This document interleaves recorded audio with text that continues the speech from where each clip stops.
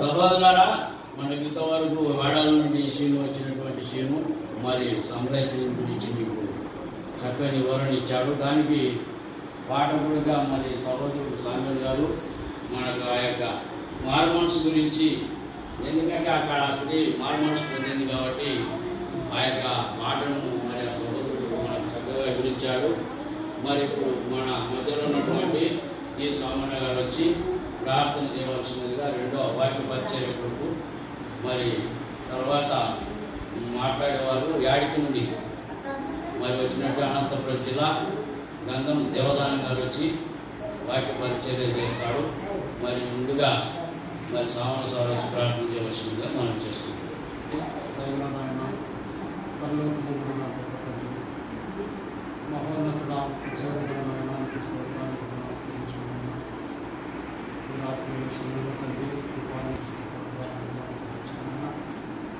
ఇంతవరకు నైనా మీ దాసులు చెప్పిన వాక్యాన్ని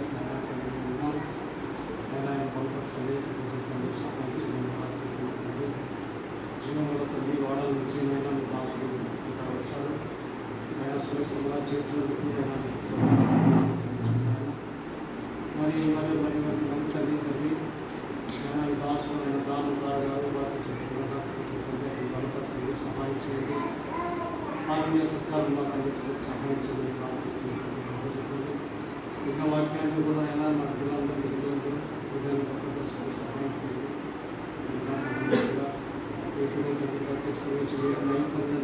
ప్రార్థించుకుంటూ చేసుకుంటున్నాము అడిగేస్తున్నాం. ఆమేన్.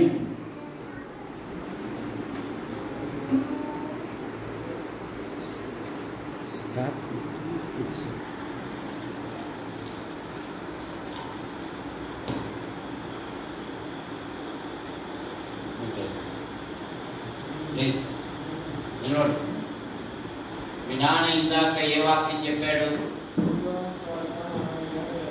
ఆ యోగులాట ఉండేది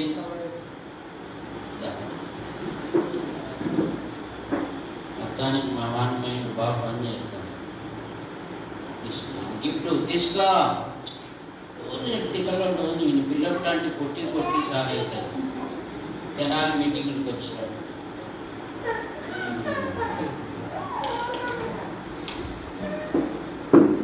ఈరోజు ఒక మనకందరికీ తెలిసిన వాక్యం, అపోస్తుల కార్యములు 11వ అధ్యాయం 26వ వచనం. వారు కలిసి 1 సంవత్సరం అంతయు సంఘములో ఉండి బహుజనులకు వాక్యము బోధించిరి. మొట్టమొదట అంతియోకయలో శిష్యులు క్రైస్తవులనబడిరి. బైబిల్ అంతటిలో క్రైస్తవుడు అనే పదము 3 సార్లు కనపడుతుంది. ఎన్నిసార్లు కనపడుతుంది? అగ్రిప్ప చక్రవర్తి యొద్ద పౌలు గారు మాట్లాడుతూ ఉంటే చక్రవర్తి గారు అంటారు, అపోస్తుల కార్యములు 26వ అధ్యాయం 28వ వచనంలో, ఇంత సులువుగా నన్ను క్రైస్తవునిగా చేయజూచుచున్నావే అని అంటారు. ఇక పేతురు భక్తుడు ఏమంటాడంటే మొదటి పేతురు పత్రిక 4వ అధ్యాయము 16వ వచనములో, ఎవరైనాను క్రైస్తవుడైనందుకు ఆ నామమును బట్టియే దేవుని మహిమ పరచవలెను. సంఘము ప్రారంభ దినాలలో మొట్టమొదట శిష్యులు అనబడ్డారు, పరిశుద్ధులు అనబడ్డారు, సహోదరులు అనబడ్డారు, విశ్వాసులు అనబడ్డారు. ఇక చివరిగా క్రైస్తవులు అనబడ్డారు. క్రైస్తవులు అనగా క్రీస్తును విశ్వాసముంచుట. మనం పెట్టుకునే పేరు లోకంలో వారు పెట్టారు. మొట్టమొదట అంతియోకలో ఉన్న శిష్యులు క్రైస్తవులు అనబడివి. క్రైస్తవుడు అంటే క్రీస్తును వెంబడించువాడు. క్రైస్తవుడు అంటే ప్రార్థనాపరుడు. క్రైస్తవుడు అంటే ప్రేమ కలిగిన వాడు. క్రైస్తవుడు సత్క్రియలు చేయువాడు. క్రైస్తవుడు సహాయం చేయువాడు. క్రైస్తవుడు క్రీస్తు మనస్సు కలిగిన వాడు. క్రైస్తవుడు నిరీక్షణ కలిగిన వాడు. కనుక మొట్టమొదటి మాట క్రైస్తవుడు అనగా ప్రార్థించువాడు. అపోస్తలుల కార్యాలు 9వ అధ్యాయం 11వ వచనం. అబ్బాయిలు మీరు ఇళ్ళ కాకుండా బైబిల్ చదువుతుంటారా, ఫోన్ చూస్తుంటారా? రైట్. ఏం పేరు నీ పేరు? సుబ్బయ్య. ఏం పేరు? జస్వంత్. చదవండి. అపోస్తలుల కార్యాలు 9వ అధ్యాయము 11వ వచనం ఏమని ఉంది? చదవాలి. ప్రభువా ఇదిగో నేనున్నాను అనెను. అందుకు ప్రభు నీవు లేచి వీధికి వెళ్ళి యూదా అనువాని ఇంట తార్సువాడైన సౌలు అనువానిని విచారించుము.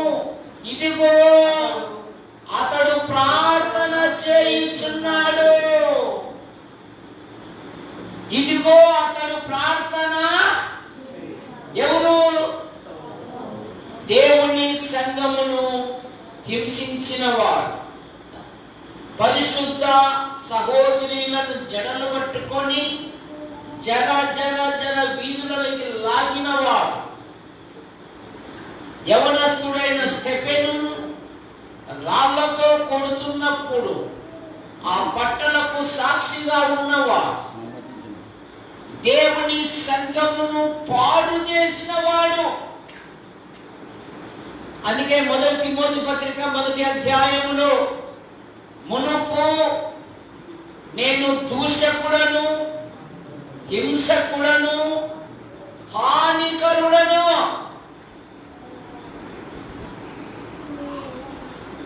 ఏమో మళ్ళా ఆయన నన్ను నిందించుకున్నాడయ్యా. ఇంకొకటి, నన్ను నమ్మకమైన వాడిగా ఎంచాడయ్యా ఆయన. ఎవరిని?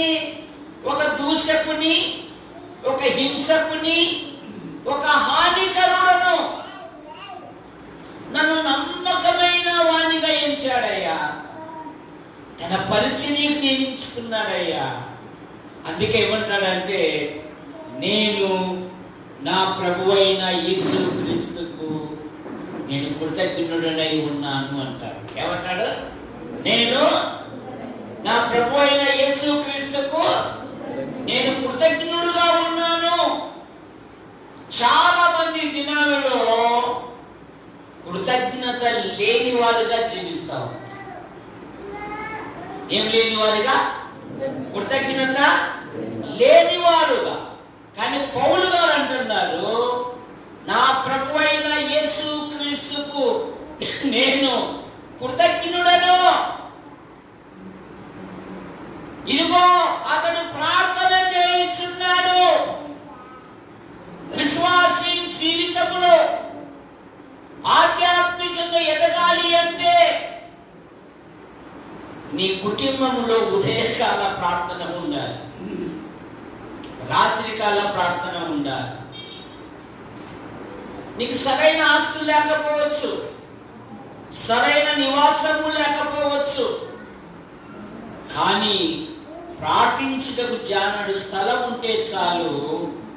నీ చేతులు ఎప్పుడైతే నీ కుటుంబం కొరకు ఆయన తట్టు ఎత్తుతావో దేవుడు నిన్ను ఉన్నతమైన స్థానంలో ఉంచుతాడు. మనం ప్రార్థించేది మానేసినాం, మాటలే దిగిపోయినాం. ఏం దిగిపోయినాము? మే పోతుంది మే వాడు కూడా పోతున్నాడు మే. అవసరమైంది మనకు. మన మనస్సంతా ఎదుటోళ్ళ మీద ఫోకస్ పెట్టాము, మన పిల్లల మీద మనం ఫోకస్ పెట్టడం లేదు. మన భర్తల మీద లేదా భార్యల మీద, పిల్లల మీద. సియోను కుమారి, నీవు లేచి రేయి మొదటి జామున నీ పసిపిల్లల ప్రాణము కొరకు నీ చేతులు ఆయన తట్టు ఎత్తుము. యోబు తూర్పు దిక్కు జనులలో అత్యంత ధనవంతుడు. అప్పుడే ధనవంతుల జాబితా ఉంది. ఇప్పుడు ప్రపంచంలో గొప్ప ధనవంతుడు ఎవరంటే బిల్ గేట్ కాదు, ఎలాన్ మస్క్. టక్కన వచ్చేసాడు. ఎట్లా వచ్చేసాడో వచ్చేసాడు.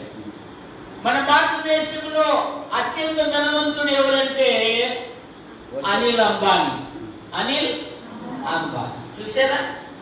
కానీ యేసు ప్రభు లోకానికి రాకమునిపే తూర్పు దిక్కు జనులలో అతడే గొప్పవాడై ఉన్నాడన్నారు. కానీ సంపదను బట్టి సంతోషించలేదు. కానీ యోబు తన పిల్లలు పాపము చేసి దేవుని కోపానికి, దేవుని శాపానికి, దేవుని ఉగ్రతకు ఎక్కడ గురి అవుతారని ధనవంతుడైన యోబు, యథార్థవంతుడైన యోబు, చెడుతనం విసర్జించిన యోబు, నీతిమంతుడైన యోబు, అత్యంత ధనవంతుడైన యోబు, యోబు గ్రంథం 1వ అధ్యాయం 5వ వచనములో అరుణోదయమే లేచి, ఎవరు లేస్తున్నారు? భూమి మీద అత్యంత ధనవంతుడైన యోబు అరుణోదయమే లేచి తన పిల్లలు పాపము చేసి, ఇప్పుడు పిల్లలు చెడిపోవడానికి మనమే సాధనమిస్తున్నాం. ఏమిస్తున్నాము? చరావాణి. ఏ వాణి? శ్రీవాణి కాదమ్మా, చరావాణి. చరావాణి అంటే ఫోనమ్మా. మమ్మీ వాడు వయసుడానికి వాళ్ళ అమ్మలు 30,000 పెట్టి కొట్టారు మమ్మీ ఫోను. వాళ్ళకంటే మనం తీసుకుపోయినావా? నువ్వు 50 రూపాయలు కొనురా, 1,00,000 రూపాయలు పెట్టి కొనురా, నీకే నేనున్నాను. ఈ ఫోను ఎప్పుడైతే వచ్చిందో ప్రపంచములో వరస వావి అనే పదం లేదు. కోరిక తీరితే చాలు అన్నట్టుగా ఉంటున్నారు యవన పిల్లలు. మరి కొంతమంది యవన పిల్లలు, నేను బయట తిరుగుతా ఉంటా కదా అనేక స్థలాలలో, నానా నువ్వు పెళ్లి చేయాల్సిన పని లేదు, నేనే ప్రేమించి తీసుకుని వచ్చాను అయినా అంటున్నా. నేనే ప్రేమించి అమ్మాయిని తీసుకొని వచ్చి పెళ్లి ఖర్చు కూడా మిగిలిపోయాయి కదా నైనా నీకు. ఆదికాండం 6వ అధ్యాయంలో ఏముంది? నరుల కుమార్తెలు దేవుని కుమారులతో తమ మనస్సుకు వచ్చిన వారితో అనుంది. తమ మనస్సుకు నచ్చిన వారితో.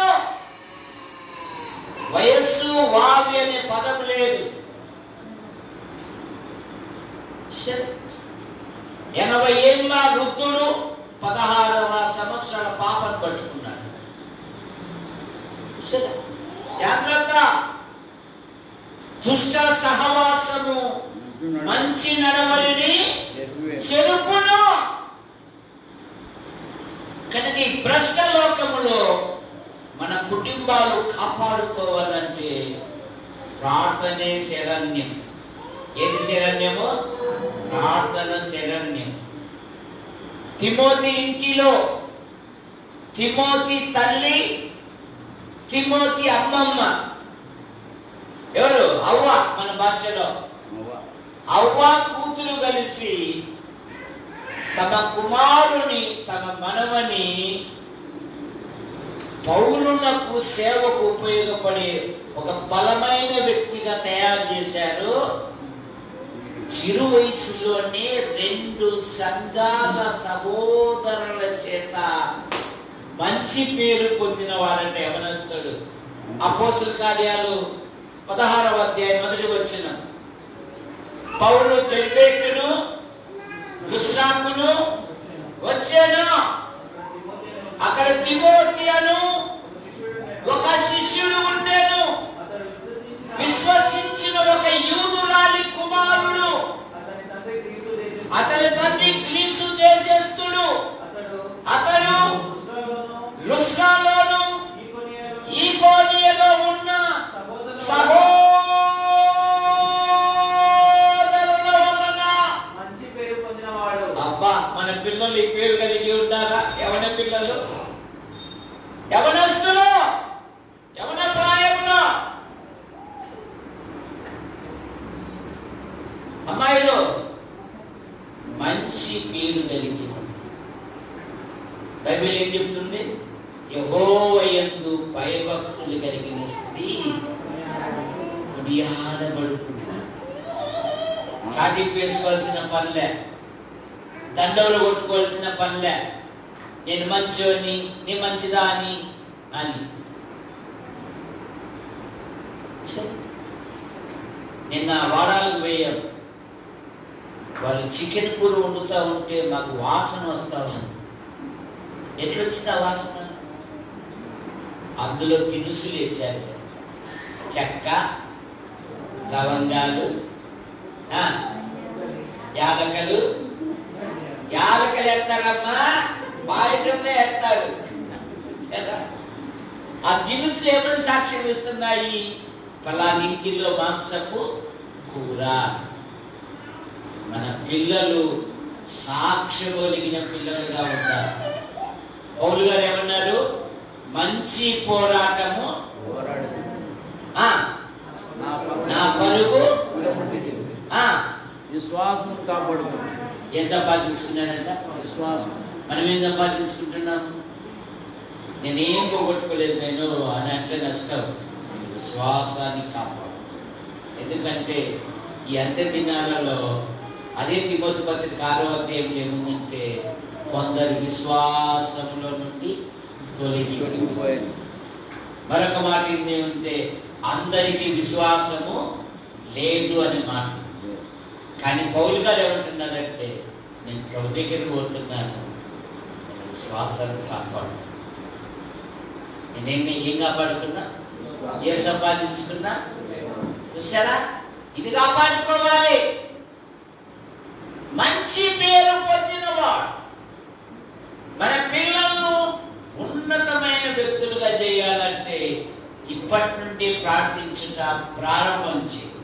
మార్కు సువార్త 1వ అధ్యాయం 35వ వచనంలో ఆయన పెద్దల కడే లేచి చాలా చీకటి ఉండంగానే అరణ్య ప్రదేశమునకు వెళ్ళి అక్కడ ప్రార్థన చేయుచుండెను.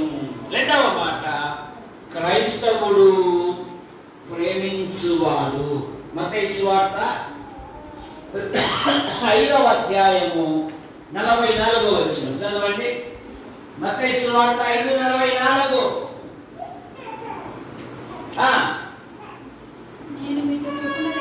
నేను మీకు చెప్పినదేమనగా మీరు పరలోకమందున్న మీ తండ్రికి కుమారులై ఉండునట్లు మీ శత్రువులను ప్రేమించుడి. ప్రేమించే స్వభావం, ప్రేమ కలిగి ఉండాలి.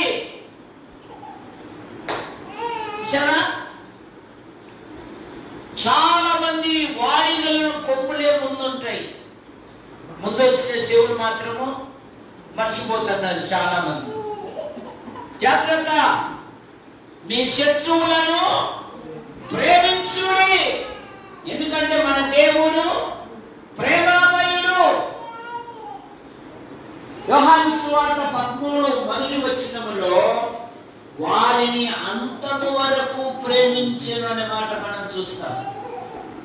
యేసేపు జీవితములో యేసేపునకు వారు ఏమి నిక్నేమ్ పెట్టారు? ఏం పేరు పెట్టారు? వస్తున్నాడు కలలు కనేవాడు. ఏం పేరు పెట్టారు? తల్లి లేదని యాకోబు అమితముగా ప్రేమించి రంగురంగుల చొక్కాయి తొలగిస్తే అసూయపడ్డారు. ఏం పడ్డారు? అమ్మి వేశారు, ఎగతాళి చేశారు. వాళ్ళు ఆ స్థాయిలోనే ఉంటారు. కానీ యోసేపు ఎక్కడ ఉన్నాడు? ఐగుప్తు సింహాసనం మీద కూర్చున్నాడు. ఎగతాళి చేసేవాళ్ళు ఎవరున్నారు? అయ్యా మీ తండ్రి దాసులము ధాన్యం ఇయ్యా అంటున్నాడు. యోసేపు గారు కాదు, ఇటు బెన్యామీను కదా, ఇటు రూబేను కాదు కాదు, ఇటు షిమ్యోను కాదు కాదు, ఒకప్పుడు నన్ను అని అల్లా. మీరు నన్ను అమ్మి వేసినందుకు దుఃఖపడకుడు కానీ మీకంటే ముందుగా దేవుడు నన్ను 50 వచనం 20 వచనం లేకుంటే ఆదికాండంలో మీరు నాకు కీడు చేయ ఉద్దేశించిరు కానీ దేవుడైతే అది మేలుకే అని వారితో ప్రీతిగా మాట్లాడినాడు. కనుక మన శత్రువును కూడా ప్రేమించే స్వభావం కలిగి ఉండాలి. నేనెందుకు చెప్తాను వందనాలు ఆయన చెప్పకపోతే? ఇవే పాడే ఆలోచన. వాడు పలకరించినా పలకరించకపోయినా నీ తత్వం ప్రేమ తత్వం. ఎవరైతే మందిరానికి ఆగిపోయారో సహోదరి మే ఆయన్ని ఒకమ్మా మన ఆదివారం రాలేదు, ఈరోజు పోయి మాట్లాడుతున్నాం. ఏం కాదు, నా ఆదివారం రాలేదు రండి. కాదు, ఎప్పుడైతే ఈ పని చేస్తామో దీవించబడతాము. అది సత్యరాశాంతి పొల్లైంది ఈ పదాలు అనుకోకూడదు. సహోదరులు ఎవరైతే ఆగారో వాళ్ళ దగ్గరికి వెళ్ళాలా. నేను ఎవరైనా రాలేదనుకో వెంటనే అయ్యా ఫోన్ చేసినాడని అంటారు. ఏమంటారు? అప్పో ఏం చెప్పాలి, అది కూడా చెప్పు ఆగిపోయినారు అంటే అయ్యా వేరే వాళ్ళ ఫంక్షన్ పోవచ్చా నువ్వు ఆదివారం? సరే సార్ పోలే. వాళ్ళెంత పడించే కాళ్ళకి ఎంతండి ఎవరు ఉండరు, ఈ కాళ్ళ పడ్డది తప్ప. సరే, అందుకే గలతీ పత్రిక 6వ అధ్యాయం 1వ వచనంలో చదవండి. గలతీ పత్రిక 6వ అధ్యాయం 1వ వచనం. సహోదరులారా, ఒకడు ఏ తప్పిదములోనైనను చిక్కుకొనిన యెడల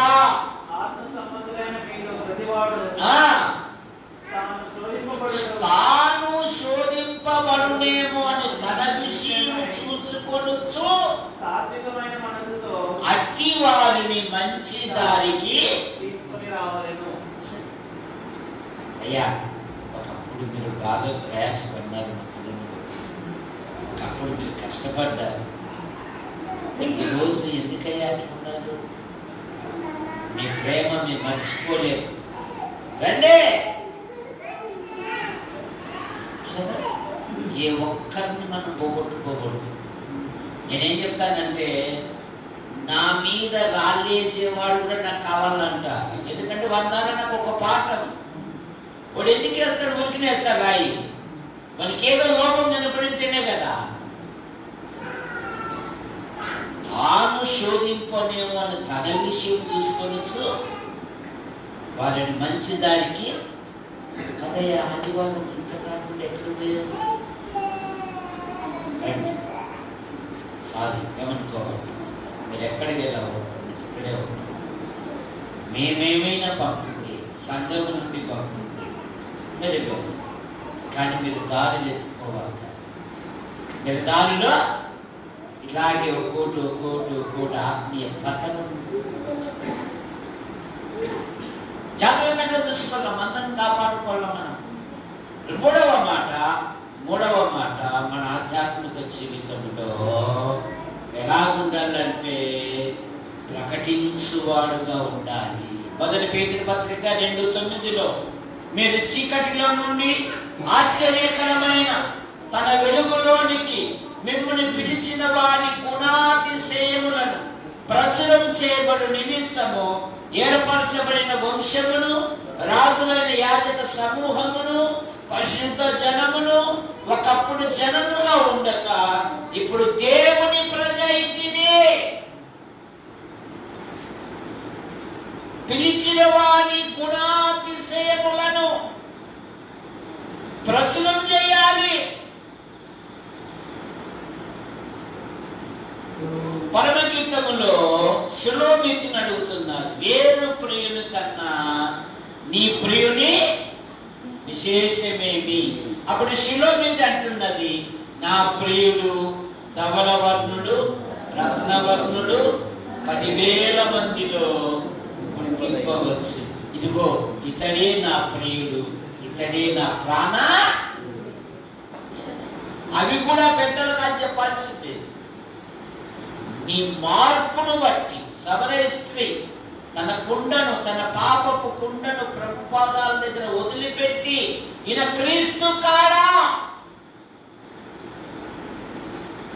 ఆ ఊరిలోని సమరయులు అనేకులు ఆయన యందు విశ్వాసం ఉంచి, ఏమబ్బా అంతా వాళ్ళేమో అసలు ఏమన్నారు? అసలు నీలో ప్రేరేపణ ఉంటే ఇతర సహవాసంలో లేని గొప్ప ధన్యత మన సహవాసంలో. నువ్వు లేచి నిర్భయంగా నీ ప్రభుని గురించి ప్రకటించవచ్చు కదా అని గంటలు చెప్పకూడదు. కుళ్ళాయి. ఇతరులకు కూడా అవకాశం ఉండాలి. అందులో ఇతరులకు కూడా కుళ్ళాయి కూతురు చెప్తాది, ఉండాలా లేదా? ఇతరులకు ఇప్పుడు పాయసం చేసినాము, అంత నీవే తినిపోయినామంటే వీళ్ళు ఏం కావాలా? అందరూ తినాలా, అందులో నేను కూడా. అది తర్వాత మరొక మాట, క్రీస్తును ప్రేమించువారు ఎలా ఉండాలంటే సత్క్రియ. తీతు పత్రిక 2వ అధ్యాయం 14వ వచనం, సత్క్రియల యందు ఆసక్తి గలవారు. దోర్క ఆమె లక్షాధికారి కాదు, ఎప్పే పట్టణంలో ఉంది, ఎప్పే సముద్రానికి దగ్గర ఉంది. ఆ దినాలలో నాటు పడవలతో చేపల పట్టికి వెళ్ళేవారు. ఆకస్మికంగా తుఫాను వచ్చినప్పుడు చాలా మంది చనిపోయేవారు. అందుకని విధవరాన్లు, పిల్లలు, తల్లిదండ్రులని పిల్లలు చూసి తబితా హృదయం, దోర్కా హృదయము చలించిపోయి సూది దారము ద్వారా అనేకులను ప్రభు దగ్గరికి నడిపించింది. ఆమె చనిపోయినా సజీవంగా పేతురు గారు అప్పగించారు. చూసారా, అనాథల విధవలకు, వితంతులకు ఏం చేసింది? ఆమె సేవ చేసింది. సత్క్రియలు దేవుని కొరకు, దేవుని మహిమార్థమై చేయాలి నీ ఆధ్యాత్మిక జీవితంలో. తర్వాత క్రైస్తవుడు ఎలా ఉండాలంటే సహాయం చేసే మనసు ఉండాలి. ఏ మనసు ఉండాలి? సహాయం చేసే మనసు ఉండాలి. క్రైస్తవుడు పాపము చేయకుండా తను తాను భద్రం చేసుకుంటాడంట. 1 యోహాను పత్రిక 3వ అధ్యాయము 6వ వచనం. 3వ అధ్యాయము 6వ వచనం.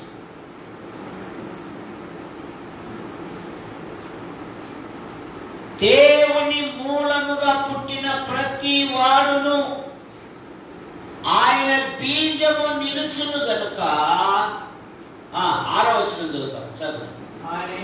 ఆయన యందు నిలిచి ఉండువాడు ఎవడును పాపము చేయడు, పాపము చేయ చాలడు. తను భద్రం చేసుకుంటాడు. యోసేపే మనకు మాదిరి. ఆ ఇంటిలో వారిద్దరూ తప్ప ఎవరు లేరంట. అతడు ఆమె తప్ప ఎవరు లేరంట. కన్నేసింది, రోజు మాటలు పెట్టుకుంటా ఉంది. ఆమె మాట విన్నవాడు కాడు. ఈ దినాలలో క్రైస్తవ్యులో వాక్యాన్ని తమ వైపు మళ్ళించుకుంటున్నారు. నేను దావీదుకు లేరా, సొలొమోనుకు లేరా, నాకు ఇద్దరుంటే తప్ప, అయినా నేను ఉప్పు కారాలు నేను లేదు. వాళ్ళు ఇష్టపడి వచ్చిపోవచ్చు అంట. ప్రసంగమే చెప్తున్నాడు ఒకడు. ఎంత దౌర్భాగ్యుడో చూడు వీడు. వాళ్ళు వచ్చి వెళ్ళొచ్చంట. యోసేపు ఏమన్నాడు? అదృశ్యుడైన దేవుణ్ణి చూస్తూ దేవునికి విరోధముగా ఎలాగూ మూట నిన్న బెజవాయిలో చెప్పారు కదా. ఎవరన్నా కొట్లాటలు జరిగినప్పుడు పోతావురా, పూట కట్టుకొని పోతావురా అంటారు. కానీ యోసేపు ఏమంటున్నాడంటే నేను దేవునికి విరోధముగా మూట. అందుకనే ఐగుప్తు సింహాసనం మీద కూర్చున్నాడు. ఊరికే రాలే, ఇవన్నీ జయించాడు. ఎందుకంటే కీర్తనలో ఏమన్న మాట ఉందంటే అతడు చెప్పిన సంగతి నెరవేరు వరకు యెహోవా వాక్కు అతనిని ఏం చేస్తుందంట? పరిశోధిస్తాడు. పడిపోతాడా? పారిపోయాడు. పాపము చేయడు, చేయజాలడు. తను భద్రం చేసుకుంటాడు. ఏం చేసుకుంటాడంట? తను భద్రం. దేవుని కొరకు దేవుడు నన్ను కొన్నాడు. ఈ శరీరం అంతా ఆయనదే. ఆయన చిత్త ప్రకారం నేనేమీ చెయ్యను, నేనేమి పలకను. ఆయన నన్ను కొన్నాడు. విలువ పెట్టి తన స్వరక్తంతో కొన్నాడు. అమూల్యమైన రక్తముతో మీరు కొనబడినారు. విలువ పెట్టి కొనబడినవారు కనుక మీ దేహములతో దేవుణ్ణి మహిమపరచుడి అంటారు బైబిల్. ఇక 2 మాటలు. వారు క్రీస్తు మనస్సు కలిగి ఉంటారు. 2వ పేతురు పత్రిక, 2వ ఫిలిప్పీ పత్రిక 2వ అధ్యాయం 9వ వచనంలో ఎలా ఉంటారంటే 2:9 ఫిలిప్పీల పత్రిక 2:9 అందుచేతను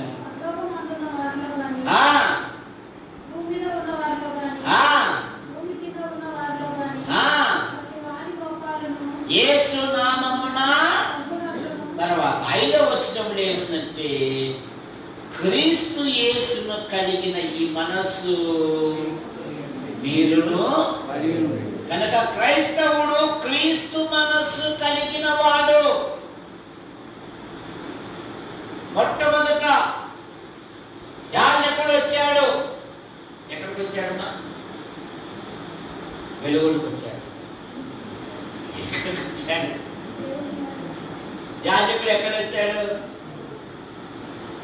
ఆ దొంగల చేతిలో గాయపడిన వాడిని చూసి యాజకుడు చూసి తర్వాత లేవీయుడు వచ్చాడు. ఆడు కూడా వెళ్ళిపోయాడు. ఇదిగో ఒక సమరయుడు వాని గాయములను కడిగి వాని గాయములకు నూనె రాసి తన గాడి మీద ఎక్కించుకొని ఊటగొల్ల వానికి అప్పచెప్పి, రే నేను వచ్చేంత వరకు మీరు చక్కగా చూసుకోండి, ఇదిగో ఏమైనా తక్కువ ఉంటే మరలా. ఇదే క్రీస్తు మనసు. అది ఎట్లయితుంది? 4 రాళ్ళు వేసుకోలేగా ఇట్లే ఉంటే ఎట్లా? దేవుని పని కంటే ఎప్పుడు ఇస్తానే అంటాడు. మనం ఏం కావాలా? 4 రాళ్ళు 3 రాళ్ళు వేసుకుంటే చెప్పు పుల్ల 4 రాళ్ళ 3 రాళ్ళు వేసుకుంటే ఎన్ని 3 రాళ్ళు వేస్తారు. ఎప్పుడు వేస్తాడేమో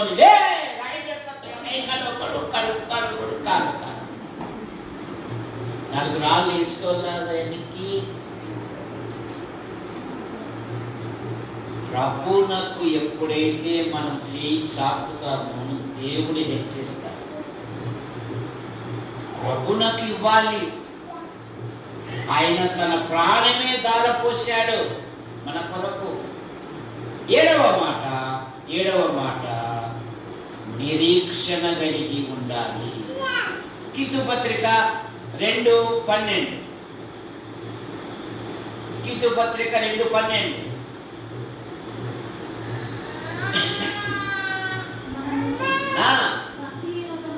భక్తిహీనతను ఇహలోక సంబంధమైన దురాశలను విసర్జించి శుభప్రదమైన నిరీక్షణ గలవారమై. క్రైస్తవుడు అనగా నిరీక్షణ కలిగిన వాడు. ఏమా నిరీక్షణ? ఒకసారి ధనవంతునికి గుండె జబ్బు వచ్చింది. మామూలుగా మానవుని గుండె అది ఎవరిదైనా కానీ లబ్ డబ్ అని మోగాలి. డాక్టర్ గారు గమనిస్తా ఉంటే స్టెథోస్కోప్ తో డాక్టర్ గారు నవ్వుతున్నారు. రోజు అడుగుతున్నాడు, ఏది సార్ నవ్వుతున్నావు అని చెప్పేసి. పుల్లయ్యలాగా ప్రధాని అడుగుతున్నాడు కదా, పుల్లయ్యలాగా. అది కాదయ్యా, మామూలుగా గుండె లబ్ డబ్ అన్నది, కానీ నీ గుండె లబ్బు ఎగిరిపోయింది కానీ డబ్బు డబ్బు డబ్బు అంటుందయ్యా. ఏం లేదే, కొన్నాళ్ళు ఎగిరిపోతుంది ఉంటే, అయ్యో నా చేతులు, నా ర్యాంకు, నా డబ్బు. క్రైస్తవుడు అట్లాగా, ఇక్కడ కళ్ళు మూస్తే అక్కడ కళ్ళు తెచ్చు. నిరీక్షణ కలిగిన వాడు. 1 పేతురు పత్రిక 3వ అధ్యాయము 15వ వచనములో, మీలో ఉన్న నిరీక్షణను గూర్చి హేతువడుగు ప్రతి వానికిని ఎల్లప్పుడూ సిద్ధముగా ఉండి. 3వ అధ్యాయం 15వ వచనం చదువు. నిర్మలమైన మనస్సాక్షి కలిగిన వారై మీలో ఉన్న నిరీక్షణను గూర్చి మిమ్ముని హేతువడుగు ప్రతి వానికిని సాత్వికముతోను భయముతోను సమాధానము చెప్పుటకు ఎల్లప్పుడూ సిద్ధముగా ఉండి మీ హృదయములందు ప్రభువును ప్రతిష్ఠించుకొనుడి. ఏమ్మా ఉండాలి? ఏం లేదు సార్, నేను యేసు ప్రభువుని నమ్ముకున్నాను. కుటుంబంలో ఎన్నో సమస్యలు కదమ్మా సార్, నా సమస్యలన్నీ నా ప్రభు తీరుస్తారు సార్. నాకు నిరీక్షణ సార్, నేను ఇక్కడ కళ్ళు మూస్తే నేను అక్కడ కళ్ళు, నీకు 100 ఎకరాలు ఉంటాయి, భార్య పిల్లలు ఉంటారు. ఒక ఆయన రాష్ట్రపతి అవార్డు పొందాడు. 88,008 కోట్ల ఆస్తి ఉంది ఆయనకి 2 కొడుకులు, 1 కూతురు. కూతురేమో డాక్టర్, కొడుకేమో సుప్రీంకోర్టులో ప్రధాన న్యాయాధిపతి. ఇంకొక ఆయన పోలీస్ శాఖలో ఉద్యోగస్తుడు. దాదాపు 25 పుస్తకాలు రాస్తే రాష్ట్రపతి అవార్డు ఇచ్చారు. వృద్ధాప్యములో అనాథ ఆశ్రమంలో పడేసి 800 కోట్ల ఆస్తి ఉంది. పిల్లలందరూ ఉన్నతమైన చదువులు చదివి ఉన్నతమైన ఉద్యోగాలు కలిగి ఉన్నారు. చనిపోతే సూసైడ్ కూడా రాలేదు. చనిపోతే సూసైడ్ కూడా ఏం లాభం ఉంది? మన యోసేపు గారి కుమార్తె నిస్సి ప్రభు పిలుపు తీసుకుంటే ఆ ఊరే కదిలించి ఎంతమంది యూట్యూబ్లో ఉంది చూడండి. ఇది ఎక్కడ జనం రా అనుకున్నాను. కారణమేమి? ఆమె దేవుని యందు భయభక్తులు కలిగిన స్థితి, యవనస్తుల. మరి కుటుంబం దేవుని యందు,